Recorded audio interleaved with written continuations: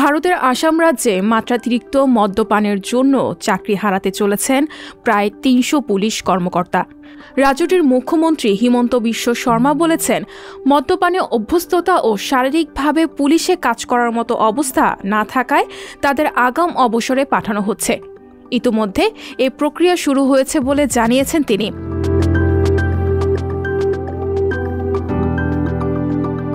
হিমন্ত বিশ্ব শর্মা জানান, ওই পুলিশ কর্মকর্তারা এতটাই নেশাগ্রস্ত যে অফিস টাইমেও মদ খাচ্ছেন।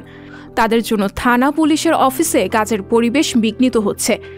আগাম অবসর দিয়ে নতুন লোক নেওয়া হবে।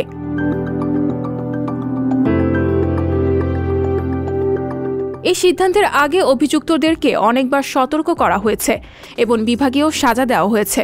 তাতেও কাজ না হওয়ায় এখন বাধ্যতামূলক অবসরে পাঠানো হচ্ছে। অবসরে থাকাকালে তারা অর্ধেক বেতন পাবেন।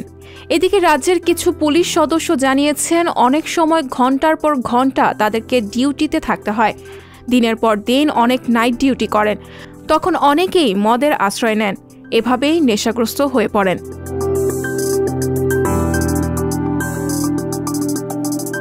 এর আগে মুখ্যমন্ত্রী শর্মা পুলিশ বাহিনী থেকে অযোগ্য পুলিশ সদস্য ছাঁটাই করার প্রতিশ্রুতি দিয়েছিলেন। ভারতীয় সংবাদ মাধ্যমগুলো জানিয়েছে, ডিউটিতে থাকাকালে মাতাল আচরণের কারণে আসামের বেশ কয়েকজন কর্মকর্তাকে বরখাস্ত করা হয়েছে। ভারতের অন্যান্য রাজ্যেও একই ধরনের পদক্ষেপ নেওয়া হবে। আন্তর্জাতিক ডেস্ক, সংবাদ প্রকাশ।